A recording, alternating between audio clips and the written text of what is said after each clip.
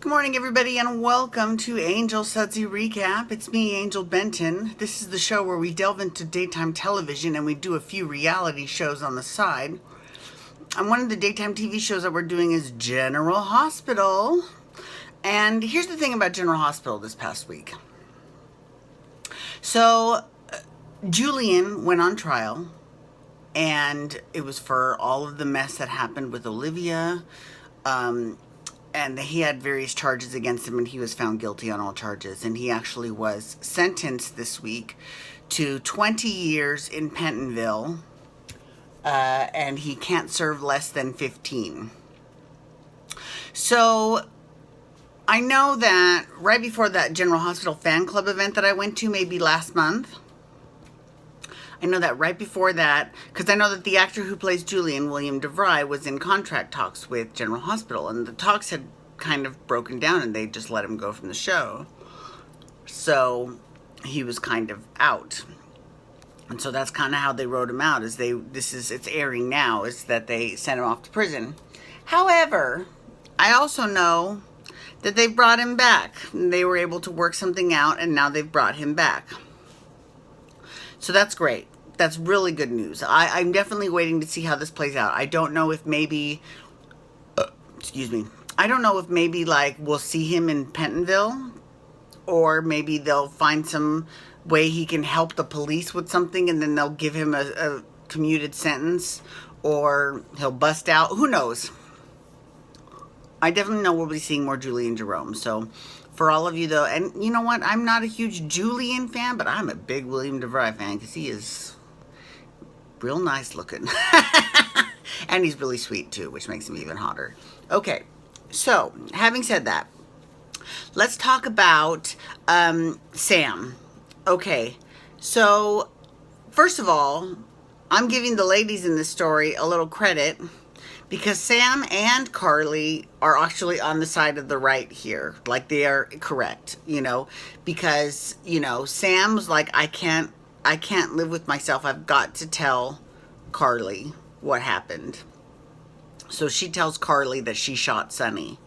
Now, Carly's pissed, but she's not pissed at Sam, because she knows Sam was ill, so she can't really be held responsible for her actions because she was sick.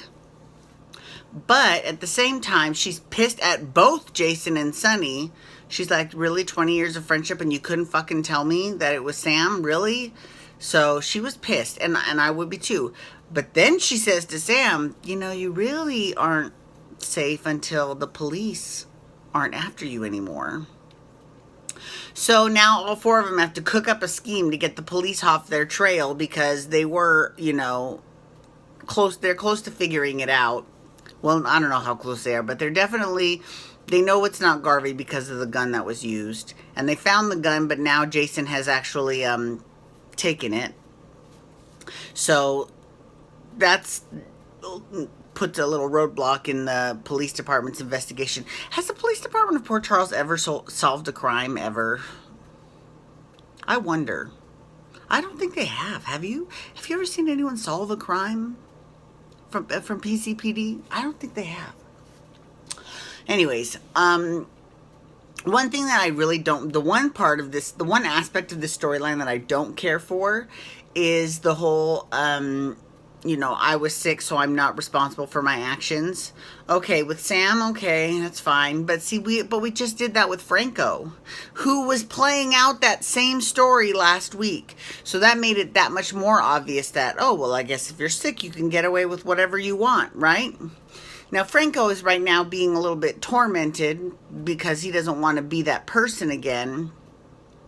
But he's sort of exercising his demons. He's getting it all out through his artwork, and then he's selling his artwork so that it's not a constant reminder of who he was and all of that. And I will say that it has given Roger Howarth a lot of really good material to perform. And Rebecca Herbst as well. So I'm definitely enjoying Franco and Liz together. But I mean, I liked Franco and Ava, and I liked Franco and Nina. So, I just like Franco. And I liked Franco back when James Franco played Franco. Although his whole backstory is just it's a little bit difficult to follow, but you know, one of the pleasures of working on a soap opera, I suppose. Okay, so now then there's ELQ.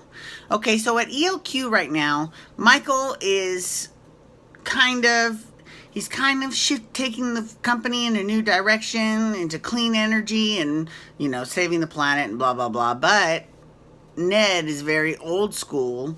And he's like, fracking's a big part of our business, blah blah blah. And he's like, and Michael, so they've gotten into an argument about it.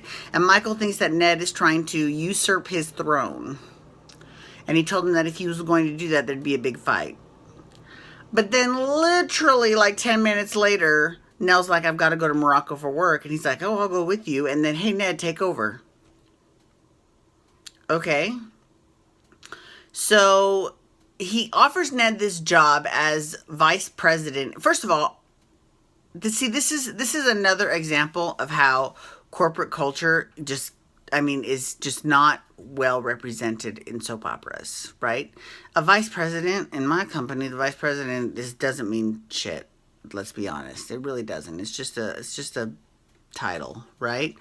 But if you made him an executive vice president or a senior vice president or even chief something, not CEO, but maybe chief marketing officer, chief content officer, chief compliance officer, chief information officer, that would be a little bit of a better scenario than just offering him a VP position, because that's, again, that means nothing. Okay. So that is, not one single soap opera I have ever seen has gotten corporate culture right. So that is the biggest area because there's plenty of drama. If you look for it, first of all, there's plenty of drama anywhere in life. As the housewives have proved, you can find drama in anything. Anything. And I swear to God, and those ladies will fight over the stupidest shit. I cannot believe that they're actually fighting over this, but they make good television. You cannot deny. It's true. Okay, so, all right. In terms of, Nina was on for the very end of the week, and we saw, that she had this crisis in Morocco she had to deal with. So she takes Dylan and Nell, and I guess Michael too. So they all leave to go to Morocco. But here's the thing. Is this Dylan's exit story? Or is Dylan exiting after this? Because this was about a month before, Dylan was sort of let go. So when this was filmed. So I don't know. But he might not have shot any more scenes after that, I don't know. We'll see how that works out. I'm not quite sure. And I'm not quite sure, where Kiki's going, if she's going or if she's staying. I don't know. So, again, it's one of those, we'll have to wait and see, right? Which is one of the reasons we like watching soap operas anyway, so that we can see what's happened next. Now, sometimes that's great. Sometimes it is the best. Sometimes it's like, I didn't see that coming.